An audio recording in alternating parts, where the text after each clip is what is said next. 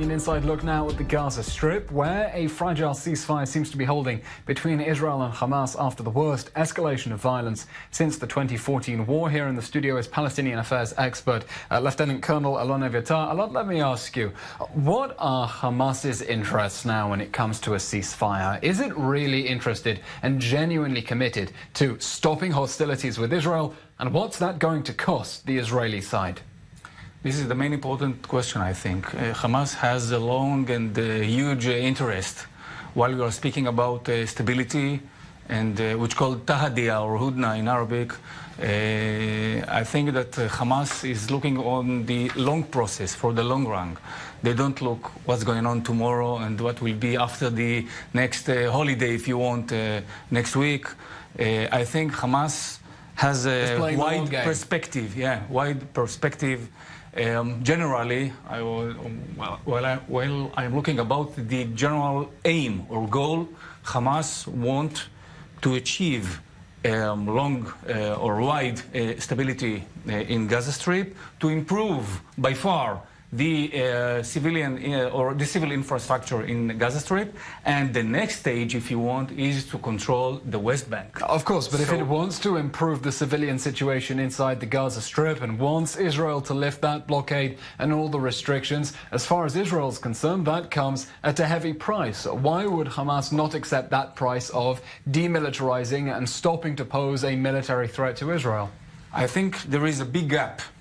This is the most important point, I think. There is a big gap between the Hamas position and Israel position. The condition of the both sides are quietly different. So I can see a big chance, if you want, to find an acceptable compromise, which accepted on both sides, Hamas and Israel. And while we're speaking about stability, it is not just ceasefire. Ceasefire is the first chapter, if you want, of this long process. I think that the big rockets are forward. The big rockets, which say similar to obstacle, which prevent improvement or wide the big obstacles are still ahead, but at least temporary quiet is certainly a necessary stage in order to get onto those discussions. Alon, do stay with me. We're going to go now to the Gaza border now, where we're joined by Noga Golst, who's joining us from Kibbutz Mefalsim on the Gaza border area. Noga, thank you very much for joining us. Are you relieved to hear that there may be a ceasefire between Israel and Hamas now? I will be relieved when I'll feel that there is a ceasefire. Yeah, we didn't have rockets for the last week, but the balloon and the fire kites are still on. Our fields and forests are still burned. So for me, that's not a ceasefire. I will be happy seriously when I'll see that everything stops.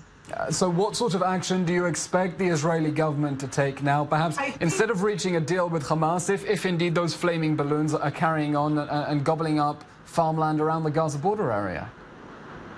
We have to get to an agreement with Hamas, but we have to have something against them when they don't fulfill the agreement.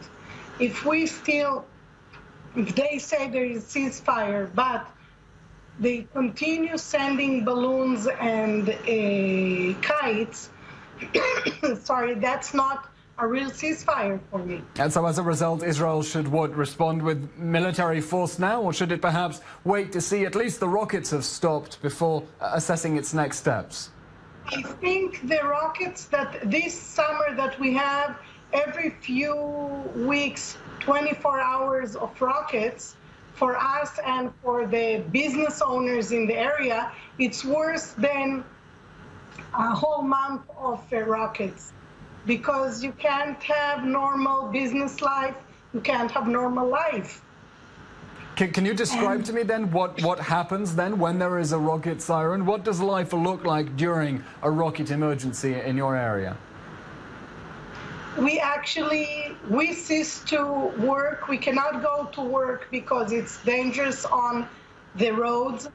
The last time there was an order that if in your business there is no bomb shelter, you're not allowed to go to work, you're not allowed to open your business, if it's a restaurant, if it's anywhere.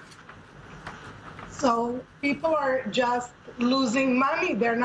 It's not only not having income. They bought things, they bought food for the restaurant, and now they have to throw it away because it's rotten after 24 hours. Okay, Noga, thank you very much. We hope for your sake, as much as for anyone, that the situation remains calm and indeed those balloon attacks stop. Let's go back now to the Gaza border, where our correspondent Daniel Tsemach is standing by with Leah Goldin, the mother of Hadar Goldin, the soldier who was killed and body abducted into the Gaza Strip during the 2014 war. His family leading a very high-profile public campaign for his release from the Gaza Strip. Daniel. What's up? Hi, Alon. Yes, so I am here right now with Leah Goldin, as you mentioned, the mother of Hadar Goldin, whose body is held in the Gaza Strip by Hamas, as well as Oron Shaul, another soldier who was killed in the 2014 Gaza war. Leah, if you don't mind, we'd like to understand what your take is regarding these reports of a supposed truce in the works between Israel and Hamas. What are your take on the reports that you're hearing? What do you understand about that ongoing situation? I think it's an absurd. It's absurd even to discuss anything regarding any agreement. It's not even an agreement if you try to translate it from Hebrew as Hasdara is not an agreement. It's just an understanding, because an agreement is something that you can rely upon each other. But we are dealing with Hadar Goldin that was killed 4 years ago, 2 hours after ceasefire was declared. Actually, it was a violation of a ceasefire.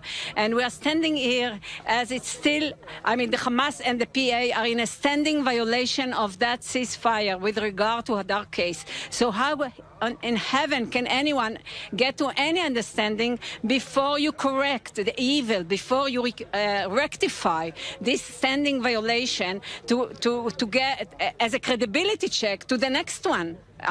This is so frustrating because we are dealing now with the United States and the UN initiating all these activities, and they are the same one that brokered the ceasefire 4 years ago. So they should first repair the evil and bring Hadar home and Ron and the civilians, and then go start other initiatives. So you're not optimistic?